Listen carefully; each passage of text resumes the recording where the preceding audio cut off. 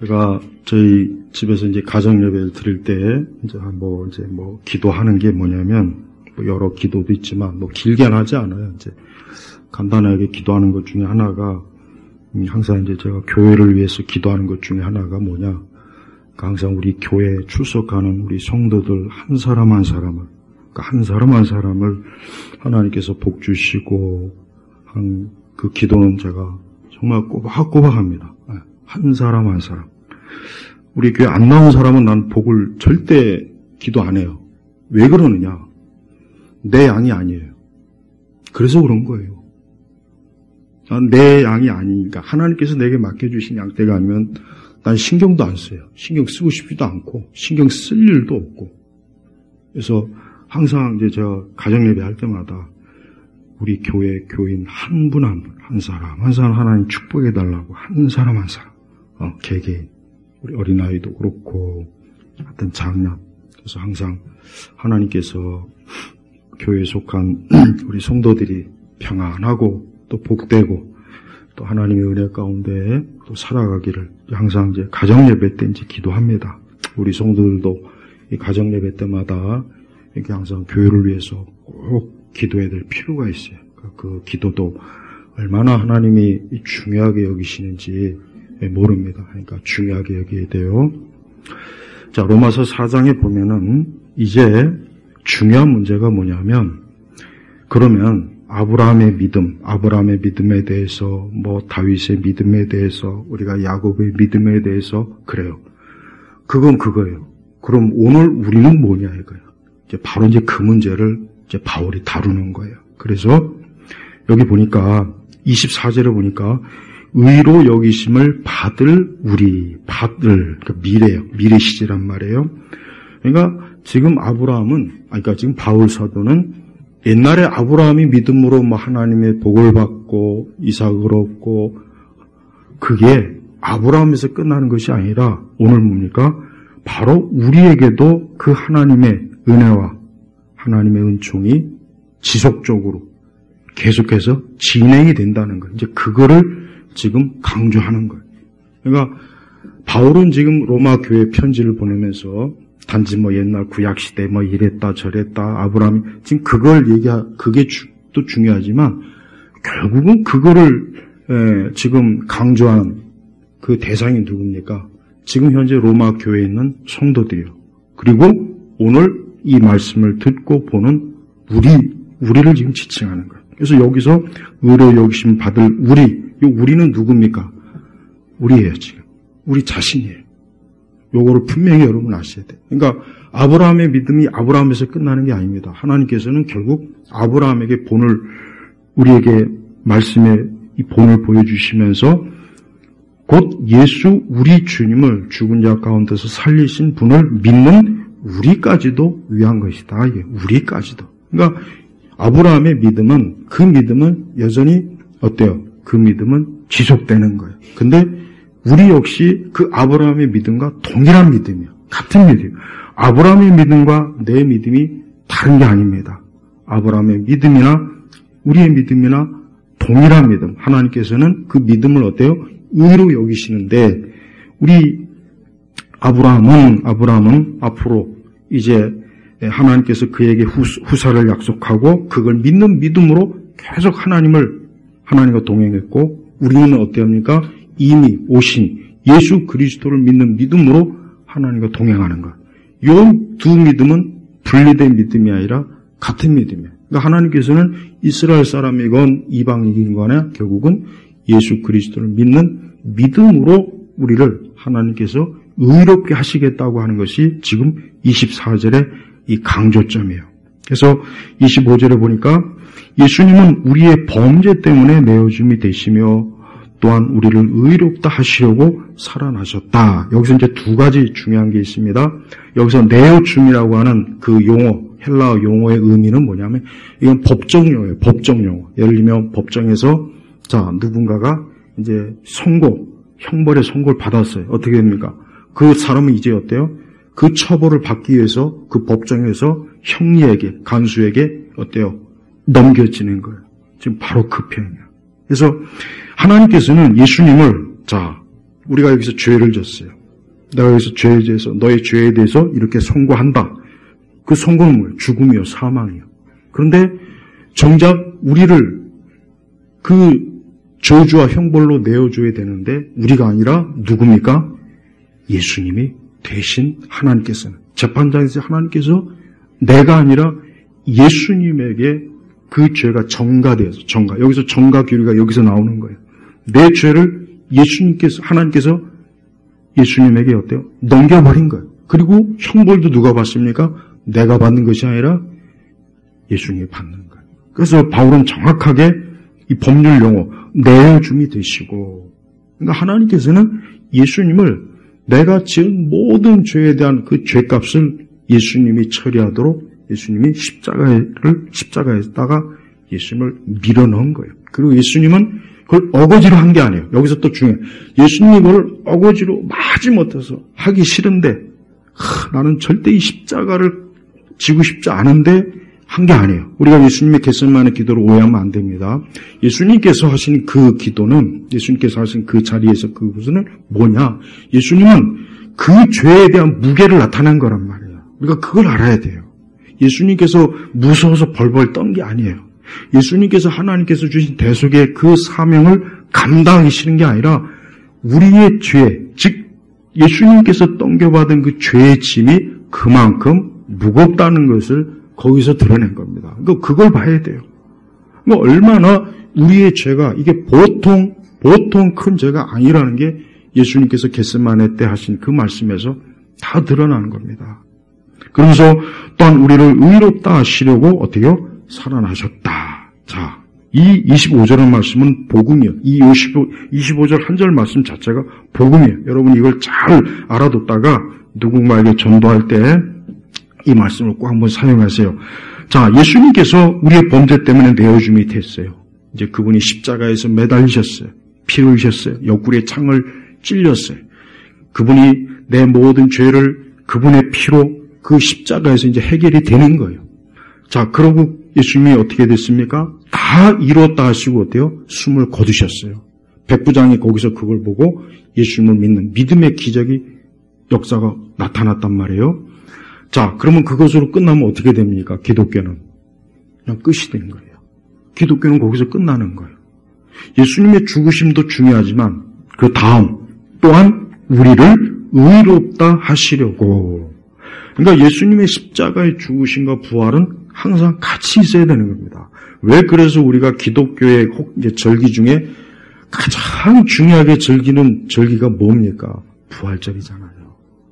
그래서 이 부활은 간단하게 우리가 뭐 부활절 절기 뭐 한 주 뭐 지내고 그 차원으로 여기면 안 됩니다. 바로 이 말씀의 근거에 의하면 또한 우리를 의롭다 하시려고. 의롭다. 그러니까 예수님께서 부활하지 않으시면 우리가 의로워지는 것 자체가 이게 성립이 안 되는 거예요. 왜? 결국은 예수님의 죄로 인해서 죽었네? 그럼 우리는 어떻게 되는 거냐면 우리는 어정쩡하게 되는 거예요. 우리는. 그래서 하나님께서 어때요? 예수님을 다시 3일 만에 부활을 시켜야 예수님이 부활의 몸을 입으신 첫 열매가 되시고 우리는 그로 인해서 우리 역시 어때요? 이 다음에 부활의 확증을 거기도 얻을 수 있는 거예요. 그러니까 내가 이 다음에 어떻게 부활할 수 있습니까? 라고 하는 것을 무엇을 증거로 대야 됩니까? 다른 거 없어요. 예수님이 부활하셨다. 예수님이 부활하셨기 때문에 내가 이 다음에 부활할 것이다 라고 하는 그 확증을 그렇게 되면 되는 거예요. 그래서 지금 바울은 자 25절에 보면은 그러므로 그것이 그에게 의로 여겨졌다. 여기서 그는 이제 아브라함을 얘기하는 거예요. 그러니까 아브라함은 생신 능력이 없어진 그 사라 또 그것을 옆에서 지켜보는 아브라함도 마찬가지예요. 근데 아브라함은 어때요? 하나님께서 반드시 바랄 수 없는 이 상황이지만 반드시 후사를 주실 것이다라고 하는 하나님의 능력을 어때요? 믿고 기대한 거예요. 믿고 기대한 거예요. 마찬가지예요. 우리 역시 어떻겠습니까? 예수님께서 그 이후에 4,000년 뒤에 예수님께서 이 땅에 오셔서 어때요? 2,000년 뒤에 이 땅에 오셔서 우리를 예수님의 십자가에서 부활할 것을 어때요? 우리도 역시 못해요? 그분의 능력을 믿는 거란 말이에요. 믿는 거. 그러니까 아브라함이나 사라나 이미 죽은 것 같은 몸에서 어떻게 구속 안 합니까? 마찬가지예요. 예수님께서 3일 만에 십자가에 죽으셨는데 도대체 무슨 수로 예수님이 다시 살아나냐 이거예요. 그것은 뭐예요? 하나님께서 능력으로. 그래서 아브라함은 하나님의 능력을 믿은 거예요. 여러분, 자, 이제는 믿음에 대해서 좀 얘기해 볼게요. 오늘은 좀 믿음을 좀, 성경에 보면, 복음서에 보면은 두 가지가 예수님을 놀라게 한 사건이 두 가지가 있어요. 어떤, 하나는 예수님을 믿는 것 때문에 예수님이 놀랐고, 또 하나는 예수님을 안 믿는 것 때문에 놀란 거예요. 그래서 아주 독특한 그 예수님께서 감탄한 그 내용이 있는데, 자, 우리 먼저 어딜 보냐. 자, 우리 마가복음 6장 6절 한번 보겠습니다. 마가복음 6장 6절. 네, 마가복음 6장 6절 한번 보죠.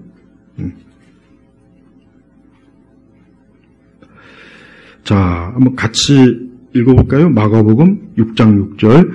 예수께서 그들의 불신앙 때문에 놀라셨다. 예수님께서 지금 오랜만에 고향을 가셨습니다. 근데 고향을 가니까 문제는 그 고향 사람들은 예수님의 어린 시절을 다 알고 있거든요. 다 알고 있으니까 어때요? 저 예수 어릴 때 이 동네에서 같이 같이 놀고 같이 밥 먹고 같이 일하고. 그래서 오죽하면 예수님이 4절에 이런 말씀하셨어요. 참 예수님도 참 이런 말씀을 하실 정도로 예수께서 그들에게 말씀하시기를 선지자가 자기 고향과 자기 친척과 자기 집 외에는 존경을 받지 않는 법이 없다. 그러니까 예수님, 하나님의 아들 예수님마저도 자기 고향에 가면은 어릴 적 보던 그 예수, 같이 자랐던 예수, 그러니까 예수님의 어떤 신성함이 보이지 않고 그냥 인간적인 것만 보인 거예요. 그러면서 더 큰 문제는 뭐냐면 예수께서 거기서 아무 기적도 행하실 수 없었고 다만 소수의 병자들에게 안수하여 치료하셨으며 6절 말씀, 예수께서 그들의 불신앙 때문에 놀라셨다. 예수님이 놀라신 그 첫 번째가 뭐냐? 불신앙 때문에 놀란 거예요. 여러분, 우리는 예수님을 놀라게 할 때 여러분 어떻게 놀라게 하는 게 좋겠어요? 불신앙 때문에 예수님을 놀라게 하는 게 좋겠습니까? 아니면은 누가복음 7장을 보시죠. 자, 누가복음 7장 9절을 한번 보겠습니다. 누가복음 7장 9절이에요. 여기는 또 어떤 방식을, 어떤 믿음을 때문에 예수님이 놀랐는지 누가복음 7장 9절 자, 같이 읽겠습니다. 예수께서 이 말을 들으시고 그를 놀랍게 여기시며 자신을 따르던 무리에게 돌아서서 말씀하시기를 내가 너에게 말하니 이스라엘 가운데서 이런 믿음을 본 적이 없다라고 하였다. 여기 어떤 사건입니까? 예수님께서 이제 가버나움에 갔는데 거기 어떤 백부장이 있어요. 근데 백부장이 종이 병이 들었던 거예요. 근데 이 백부장이 마침 예수님께서 이제 그 지역에 오시니까 좀 예수님께 가서 치료해 달라고 했는데 문제는 예수님께서 직접 가는 거 그런 수고를 하지 마십시오. 그냥 예수님께서 저도 제 밑에 있는 부하를 오라가라 하는 것처럼 예수님도 좀 말씀으로만 하시면 될 것 같습니다. 그래서 8절에 사실은 저도 권세 아래 있는 사람이고 제 밑에도 군인이 있습니다. 제가 이 사람에게 가라 하면 가고 다른 사람에게 와라 하면 옵니다. 또한 제 종에게 이것을 하여라 하면 합니다. 보세요.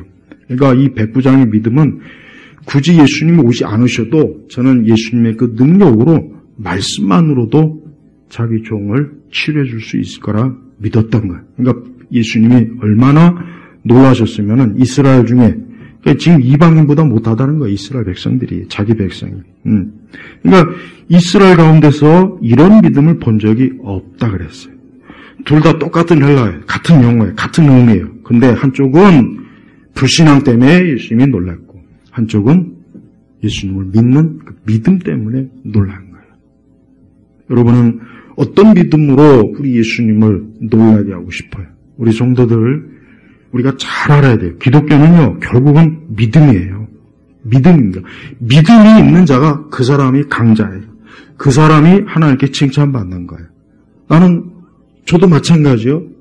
나는 믿음이 좀 강했으면 좋겠다.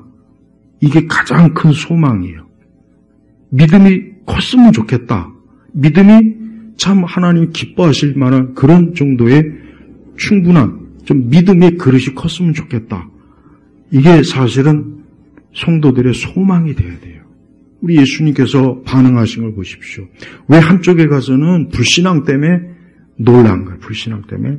아니 이들이 이렇게 불신앙, 아무리 내 고향 친척이고 같은 형제지만 어떻게 이렇게 나에 대해서 내가 하나님의 능력으로 하나님의 아들이라고 하는 것을 보지 못하고 알지 못하고 이렇게 믿지 않을 수 있을까 하고 거기에서 크게 그 고향에 가서 그 고향 사람들에 대해서 실망하고 놀란 거예요. 반대로 가버나움에 가서는 그 백부장 이방인이 오히려 어때요? 어떻게 이렇게 네가 믿음이 있냐? 내가 직접 가서 보통은 어서 오십시오. 와서 좀 이럴 텐데 그냥 말씀으로 되는 거야. 그냥 이래라 하면 이러고 저러라 하면 저런 자기도 그런 명령을 받고 하는 사람이니까 만왕의 왕 되신 하나님의 아들 예수님은 얼마나 그게 더 잘 되겠냐. 바로 그걸 얘기하는 거예요. 여러분 하나님은 이렇게 믿음을 보시는 거예요. 이건 분명합니다. 그래서 우리가 신앙생활은 정말 믿음이 있어야 되고 믿음이 좋아야 돼요. 그리고 신앙생활에 어려움이 올 때는 믿음으로 대처해야 되고 우리가 살아가는데 어려우면 확실히 믿음으로 대처해야 돼요. 근데 문제는 뭐예요? 이 믿음이라는 걸 자꾸 왜 기독교의 믿음을 왜 미신적으로 여기느냐? 난 참 이게 이해가 안 가요. 왜 그러냐? 제가 볼 때는 교회가 그렇게 조장한 것 같아요. 왜 그렇습니까? 왜 우리의 믿음, 여러분 세계적인 경제학자들이 어떤 경제학자가 노벨상 받은 경제학자가 이런 얘기를 하더라고요. 이 경제가 안정이 되려면 신뢰가 있어야 된다. 신뢰가 있어야 돼. 그러니까 믿음이 있어야 된다는 거예요. 서로 간에 계약과 조건, 또 화폐. 화폐도 결국은 뭐예요? 믿음, 신뢰를 바탕으로 이 화폐가 유지되고 이 화폐가 운영되는 거다. 거기서 말하는 믿음과 여기서 말하는 믿음은 같지는 않겠죠. 이거는 초자연적인 믿음이고 그거는 일반적인 믿음이에요. 그러나 한 가지 중요한 건 뭐예요?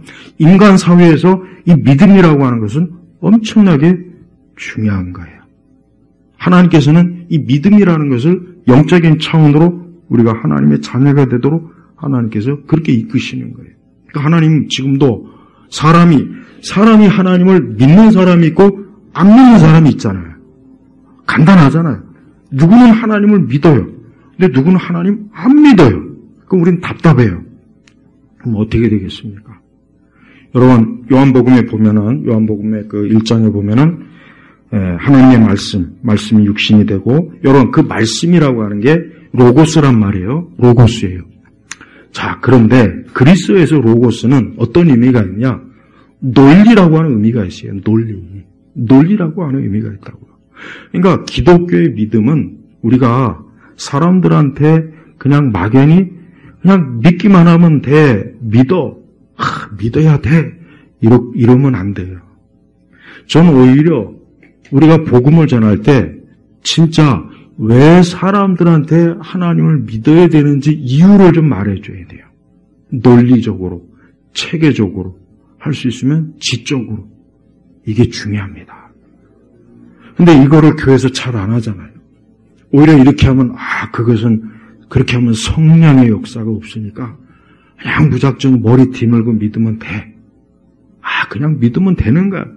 그러면 다 하나님께서 역사하셔라고 하잖아요.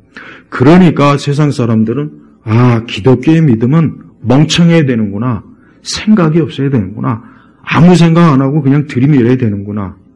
그게 옛날에는 통했어요. 옛날엔 통했다고.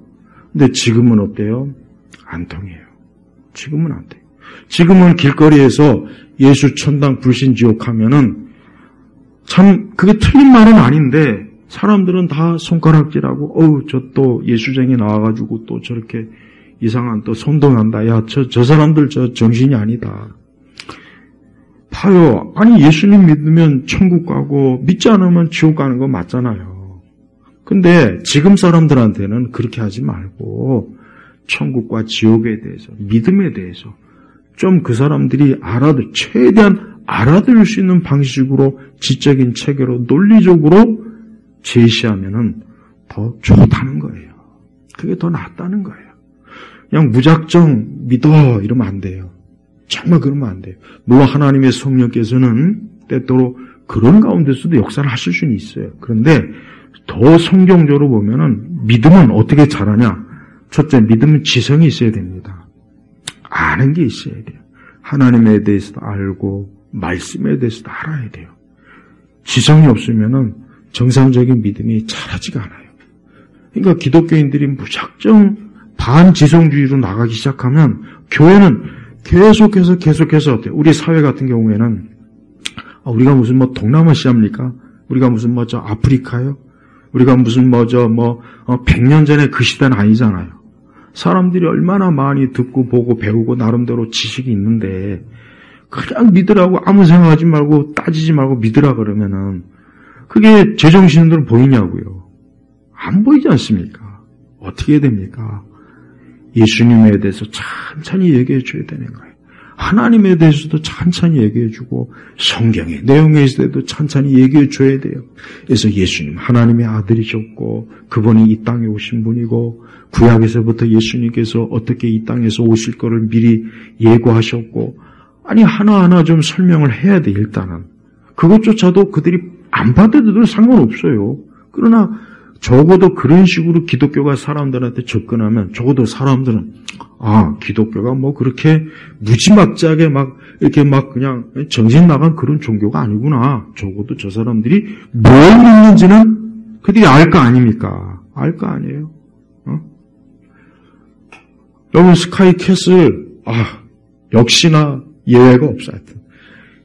1화에서 그거 제가 보신 분들은 1화에서 이제 거기서 그 자식을 서울대 보내가지고 파티도 하고 했는데 그 엄마가 갑자기 자살을 하는 거예요. 끝장면에서. 그 굉장히 화제가 됐잖아요. 그래가지고 1화가 그때 끝난 거예요. 이제 자살. 그러면 이제 시청자들이 얼마나 궁금하겠어요. 야, 도대체 아니 그렇게 보냈던 서울대 의대 보냈는데 엄마가 왜 자살을 해? 그냥 기대 만빵 그냥 나도 기대가 되더만 봤어요. 그랬더니 내가 너무 기가 막혀가지고 그렇지. 목사가 나와가지고 그 자살한 여자 장례비를 주관하네. 그러면서 이 성도가 하나님을 잘 믿었고 이 다음에 천국에서 영생할 줄을 믿습니다. 기도가 2화의 첫 장면에 나오는 거예요. 그래서 그 장면 보고 그렇지. 기독교 안 끼워놓을 수 없지. 응? 자살한 그러면은 그걸 보는 사람들은 기독교는 자살한 사람들도 저렇게 축복을 해주고 자살해도 천국 가는구나 이런 생각을 안 하겠냐고요. 난 그 목사가 사이코 같다는 생각이 내가 들어요. 내가 들다고 내가 자살한 교회 옛날 중세시대 때는 자살하면은 천주교는 아예 딱 교회 척에 파버려요. 우리 식으로 호적을 파버려요. 그리고 개신교든 천주교든 절대 가서 장례 집회 안 합니다. 자살했기 때문에. 근데 현대 교회 와가지고 이제 자살한 이제 가서 이제 한데 원래 성경적으로는 맞진 않는 거예요.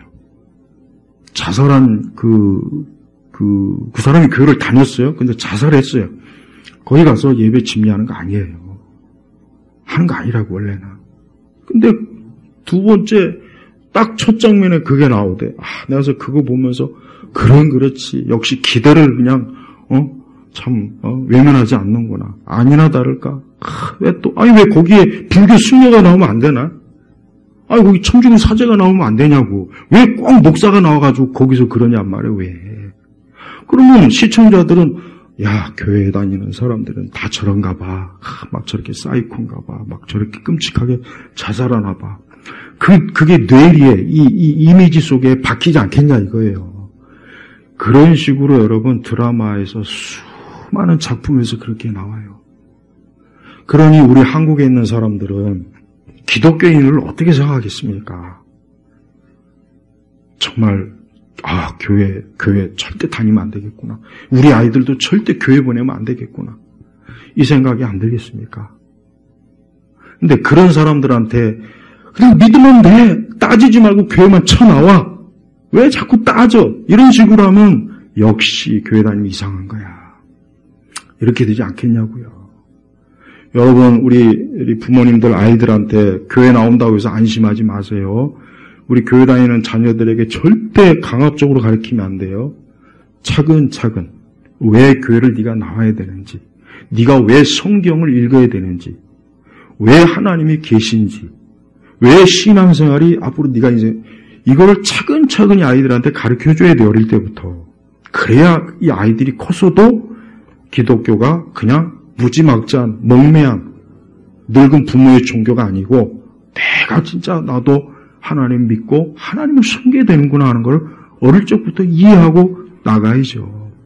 여러분, 하나님께서는 절대 우리가 성경 어디를 봐도 하나님께서는 그냥 무지막지하게 이끌지 않았어요.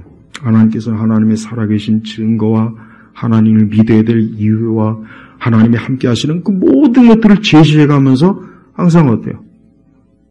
사람들을 이끌어냈다고요.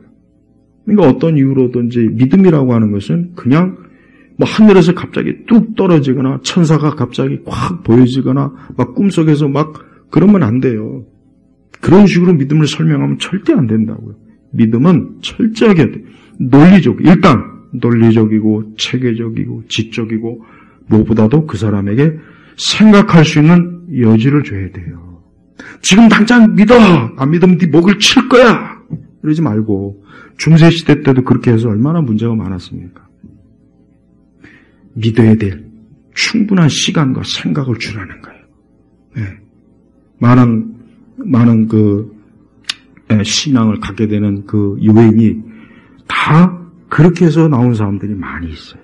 좀 생각하고 교회에 대해서, 성경에 대해서, 복음에 대해서, 예수님의 십자가, 부활, 그분의 죽으심, 이런 부분들을 생각하다 보니까 어느 날 갑자기 그게 정말 성령에 의해서 믿어지는 거예요. 그래서 믿음이 들어온 거예요. 바로 그거예요. 하나님은 그런 과정을 통해서 하나님께서 대부분 하나님께로 이끌지. 왜 자꾸 사도 바울과 같은 그들 기대를 하냐고요. 나도 좀 길 가다가 갑자기 막 하늘에서 번쩍해가지고 차가 뒤집어져갖고 그 차 안에서 그냥 막 꼭 그래야 믿겠습니까? 그걸 원한다면 그렇게 기도하세요. 그럼 진짜 하나님 알아요. 혹시라도 차 뒤집어져갖고 막 그때 가서.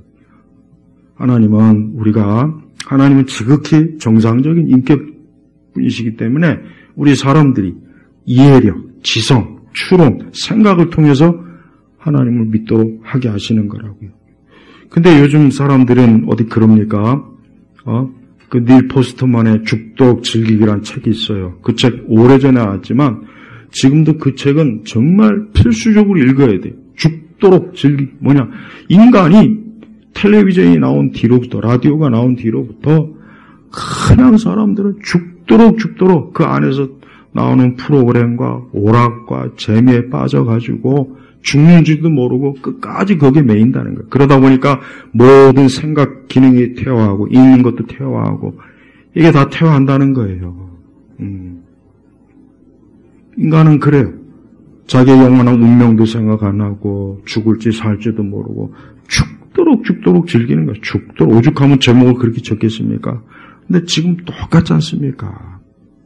근데 하나님께서는 그런 사람들에게 잠시 멈추어서서 좀 생각을 해라. 너의 생명과 너의 육신과 너에게 하나님의 형상, 영혼이 있다는 것 좀 생각을 해라. 네가 언제까지 그렇게 죽도록 즐길 거냐? 언제까지 그렇게 죽도록 이 땅에 일에만 매일 거냐? 돈 버는 일만 매일 거냐? 네가 언제까지 죽도록 육적인 일만 생각하다가 네 인생을 결국은 끝낼 거냐? 하나님은 그렇게 계속해서 하나님께서는 지금 이 성경에서 말씀을 하는 거예요. 그래서 사람들은 그런 말씀을 듣고 들어야 돼요. 믿음은 들으면서 난다 그랬죠. 그게 뭡니까? 하나님의 말씀을 읽으면서 그 말씀을 자꾸 들어야 돼요. 그러면은 하나님께서 우리에게 생명의 진리를 주셨는데 아무려면은 그냥 아무 생각 없이 믿도록 하셨겠습니까? 한번 생각해 보십시오. 그럴 리가 없죠. 하나님은 우리 인간이 충분한 생각할 수 있는 이해, 두뇌력, 추론, 논리력 이런 걸 우리에게 다 주셨대요. 근데 이런 것들이 지금 퇴화되고 있죠. 뭐 때문에? 스마트폰 때문에, 영상 문화 때문에 다 지금 퇴화가 된 거예요. 퇴화. 이제는 아무 생각 안 해도 그냥 무의식적으로 이렇게 움직이는 그런 세대가 돼버렸어요. 그러면 결국은 사람들이 이 복음 진리에 대해서 어떻게 되겠습니까? 굉장히 장애물이 심해요. 그러니까 이럴수록 오히려 교회는 더 사람들에게 이 복음의 진리를 생각하도록, 그러니까 여러분도 항상 신앙에 대해서 깊이 자꾸 생각할 줄 아는 게 필요해요. 그러니까 신앙 도서도 읽어야 되고, 말씀도 체계적으로 읽어야 되고, 그래야 되는 거예요. 근데 그렇게 안 하고, 춤추고, 방방 뛰고, 맨날 간증이나 듣고, 이번 주 금요일 날엔 간증을 왜 듣지 말아야 되느냐, 내가 그거 하려고 그래, 지금. 응? 간증 듣지 마요, 간증. 왜 자꾸 간증 듣냐고. 남의 간증 듣지 말고, 하나님 말씀을 통해서 자기 신앙에 대해서 알아야죠. 자기 신앙에 대해서. 응? 그러니까 기독교가 원래는 가장 사람이 생각할 수 있는 유일한 종교였는데, 지금은 어때요?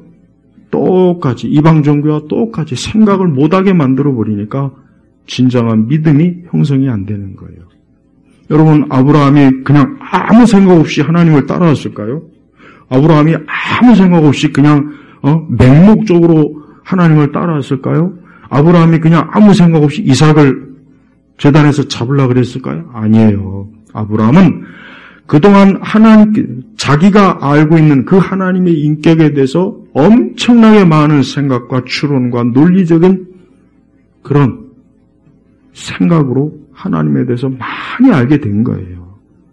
그렇기 때문에 하나님께서는 반드시 소망 없는 나와 사라지만 반드시 후손을 주실 것이다. 하나님께서는 반드시 이 죽은 자를 살릴 것이다라는 믿음이 확 들어간 거란 말입니다. 확 들어간 거예요. 네.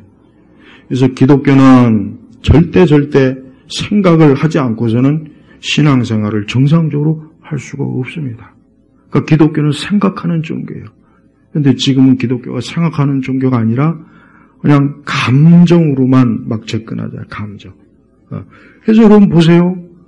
우리 교회도 막 여기서 막 북치고 장구치고 벙벙 뛰면 절대 좋을 사람 없어요. 절대 설교가 지루하다, 시간이 많다, 그럴 사람 없습니다.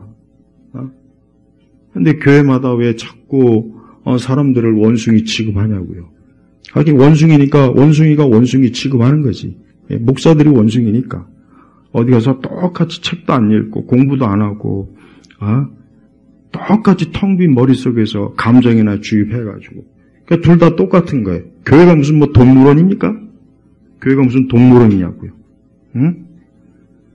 그러니까 제발 우리 성도들도 오늘 이 아브라함이도, 자, 하나님께서 이 바울이 그렇지 않습니까? 바울이 한번 보십시오. 하나하나 예수님에 대해서, 예수님의 부활에 대해서, 우리의 믿음에 대해서 얼마나 차근차근 어때요? 계속 설명해 가면서 이 로마서를 지금 진행하지 않습니까? 그렇잖아요? 그래서 우리는 이 믿음의 단계, 믿음이 약해질 수도 있고, 경고하는 과정도 있고, 또 하나님께서는 우리의 믿음을 통해서 크게 우리 예수님은 실망할 수도 있고, 또 예수님은 그 믿음을 통해서 감탄하실 때도 있고. 여러분, 이러한 믿음이 망상입니까? 기독교는 절대 망상이 아니에요. 다른 종교는 다 망상이에요. 나는 분명히 이길 수 있어요. 불교도 그렇고 천주교도 그렇고 힌두교도 그렇고 여타 많은 종교들은 내가 볼 때는 진짜 망상이야, 망상. 정말 망상입니다. 그러나 기독교는 절대 아니에요. 왜? 기독교는 하나님이 지금도 살아계셔서 지금도 역사하시는 거예요. 지금도 하신 그 말씀을 분명하게 성취하시고 확증해 주시고, 그 말씀을 믿고 기대는 자에게 하나님께서는 하나님의 신실하심을 보여주시는 거예요.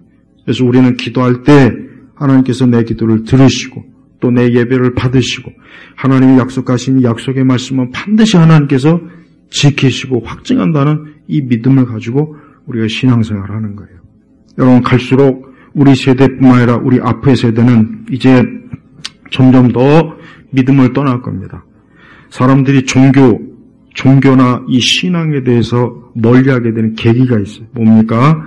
과학기술이 굉장히 급속도로 정말 점점 너무 발달되고, 특히 인터넷을 통해서 이전에는 한 사람의 개인의 이 개인이 움직일 수 있는 공간, 이 사교 공간은 좁았지만 이제 인터넷을 통해서 저 지구 반대편 전혀 상대방하고도 얼마든지 소통이 되고 문화가 급속도로 실시간으로 문화가 전파되니까 이제 사람들이 어때요? 거기에 매이는 거예요. 그리고 그러다 보니까 너무 볼 것도 많고 갈 것도 많고 신경 쓸 것도 많고 더 이상 어때요? 종교에 대해서 필요성을 못 느끼는 거예요. 그래서 여러분 유럽도 미국도 마찬가지, 우리나라도 마찬가지잖아요. 소득 수준이 높아지고 문화생활이 다양해지고 또 사람들이 그로 인해서 여유와 시간이 많아질수록 어떻게 됩니까? 종교는 멀리하게 돼 있어요. 특히 기독교, 하나님은 점점 저 천국이 있는지 없는지 난 모르겠고 지금 나는 당장 저 골프장으로 간다. 노래방으로 간다. 지금 당장 다른 사람들과 같이 재밌게 놀고 즐겁고 그렇게 된 거예요. 그러니까 옛날에 그 이전 옛날에는 이런 게 없었거든요. 없었으니까 적어도 적어도 종교에 대해서 훨씬 더 접할 수 있는 여지가 많았대. 그러나 지금 어때요? 사회학적으로 그런 게 어때요? 힘든 거예요. 그러니까 우리가 전도가 안 되고 왜 사람들이 교회로 안 올까? 왜 자꾸 이럴까? 그거는 우리가 살고 있는 시대가 그렇게 지금 흘러가고 있는 겁니다. 하지만 그건 그거고 중요한 건 뭐예요? 우리가 살아계신 하나님을 믿지 않으면 인간은 어때요? 소망이 없어요.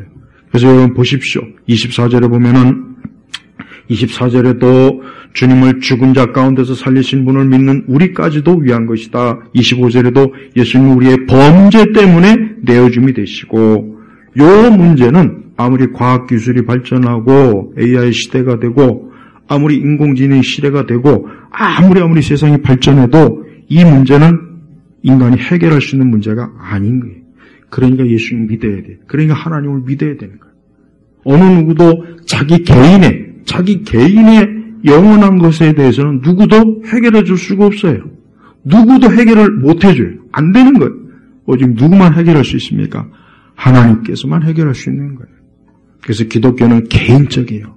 기독교는 철저하게 뭡니까? 개인적입니다. 하나님은 한 사람에게 다가오셔요. 하나님은 철저하게 그 한 사람에게 계속 다가오셔요. 계속.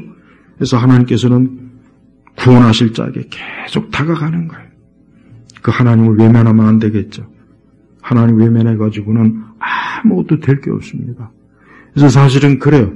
이 땅에 있는 사람들이 하나님 믿지 않고 교회와 신앙과 성경을 이렇게 참 내팽개치는 거 보면은 앞으로 저들이 앞으로 장차 어떻게 될 것인가 하는 참 두려운 생각이 든단 말이에요. 왜 저들은 저렇게 자신만만할까? 자신만만할 시기가 짧은데 얼마 안 있으면 이제 그 자신감도 사라질 때가 되는데 그런 생각이 듭니다. 결국 오늘 이 믿음은 우리의 믿음이 돼야 돼요.